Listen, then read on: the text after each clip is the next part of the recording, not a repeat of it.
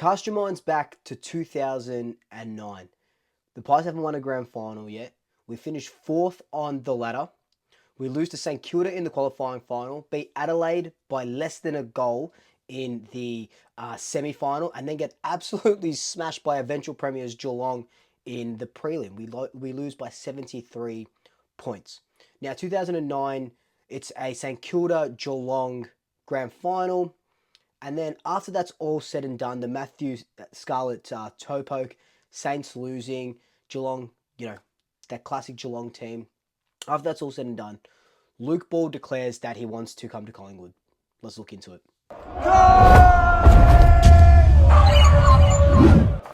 So I want to talk about this Luke Ball trade that didn't happen and then draft and stuff like that, because the Christian Petracca saga, that's pretty much ended now, because he came out with a statement saying that he will be staying at Melbourne for the next 5 years or however long his contract is.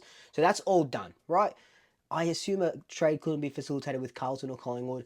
So he's staying at Melbourne. But it reminded me so much of what happened with Luke Ball to a certain extent, and then in another certain extent with Nick Stevens as well.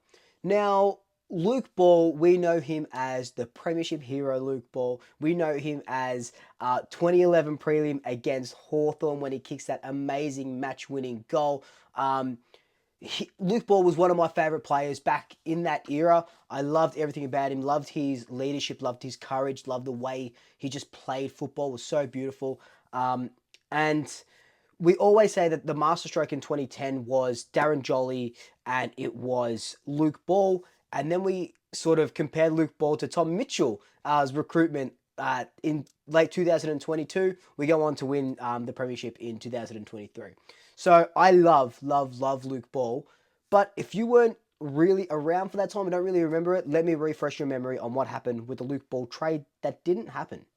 Like I said, Luke Ball had been playing for St Kilda for about 8 years or so, and he was becoming, in his own words, a fringe player at this point in time. So he was dropped for the last couple of games back in 2009. He plays the finals.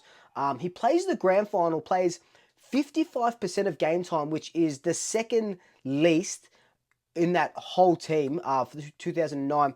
But in that 55% of game time, he had 22 disposals and laid 7 tackles. Now, rumours or hearsay say that Ross Lyon forgot about that Luke Ball was on the bench, apparently. I'm not really privy to absolutely what happened there and why he was on the bench for the majority of that when he was in his prime. But after that happens, Luke Ball was like, look, I'm a fringe player at the moment, even though I'm, pick number 2 and stuff like that.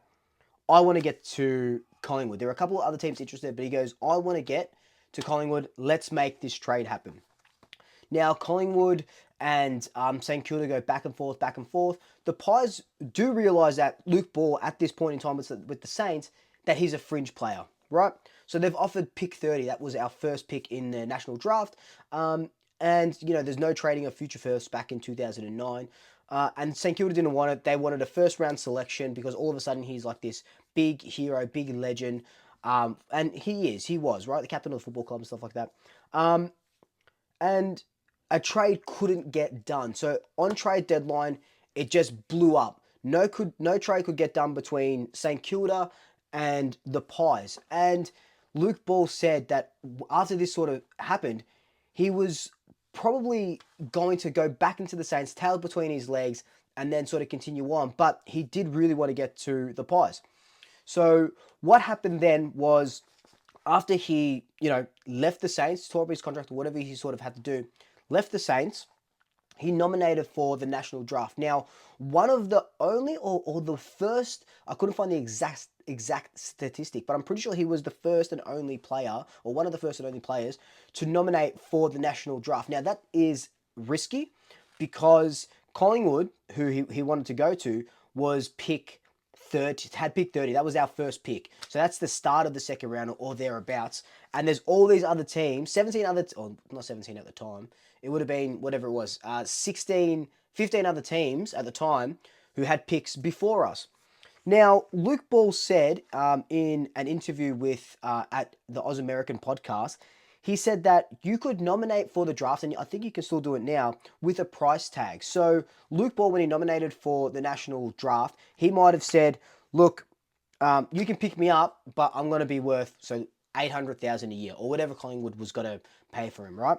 So that would have sort of deterred other clubs from picking him up, because it's still a risk. But I think there was a little bit of a unspoken rule as well that would have said he wants to go to the Pies. If you pick him up, he's going to play for you reluctantly, or he might just not come to the club and tear it up, or whatever it sort of may be. So the Pies, he wanted to really go to the Pies. On the Oz American podcast as well, he does say that he was happy to play for another club, but still really wanted to get to the Pies. And then waiting.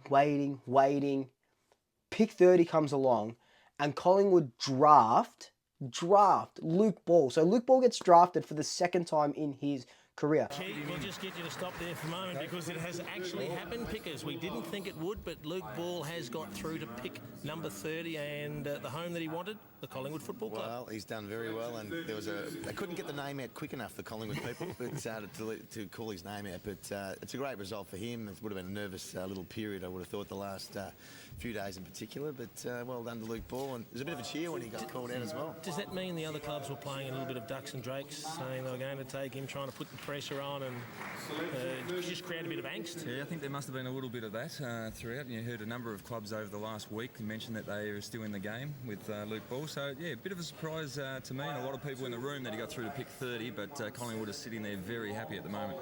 Did it surprise you, the nominated contract that he put in, a couple of heavy years up front, which isn't dissimilar, I think, Pickers, to what St Kilda actually offered him? Yeah, I think the first initial years are maybe a fraction more money, but look, I would have thought that that's the only way he was going to get there, was to obviously try and scare some clubs off.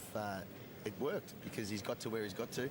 Now, at the time, of course, there's the rookie draft, there's the preseason draft and stuff like that. This was the national draft, where you're picking up 18, 19-year-olds, and we draft Luke Ball with our pick 30. Now, the irony of this is that St Kilda could have had that pick. Pick 30 was what we offered St Kilda for Luke Ball, and they said no. And then we go to the national draft and we pick up Luke Ball with pick 30, which is absolutely just mind-boggling. Now, Luke Ball would go on to have an incredible career at the Pies. Huge in 2010, we know that, premiership hero. Even bigger in 2011, one of his career best seasons. And like I said, one of my favourite players. We loved everything about him, and now he's in Collingwood folklore. And I guess another bit of irony was that the 2010 grand final that we won was against his former club, St Kilda, and you can see him on the final siren, like just not knowing how to celebrate, and that must have been so bloody hard for him. But it's just the way, like, it's just so weird how things work. So you can see why the Christian Petracca trade deal, whatever you want to sort of call it, that was maybe going to happen, reminded me of this Luke Ball scenario. But it also reminded me of the Nick Stevens scenario. So back in 2003, Nick Stevens, a jet for Port Adelaide, wanted to leave Port, nominated Collingwood to get the trade done. Port said, no bloody way, unless you can give us Alan Didak. Port Adelaide wanted Alan Didak for Nick Stevens. Now, Collingwood obviously wasn't going to do that at all. And Nick Stevens quit Port Adelaide and nominated for the pre-season draft. We nominated for the pre-season draft. Collingwood didn't have a pick. He went to Carlton with their pick 2. Now, another sort of twist, tail, irony, whatever you want to sort of call it. In 2004, which was Nick Stevens' first year at Carlton, Carlton finished dead last, wooden spoon. Port Adelaide, his former club, won the premiership.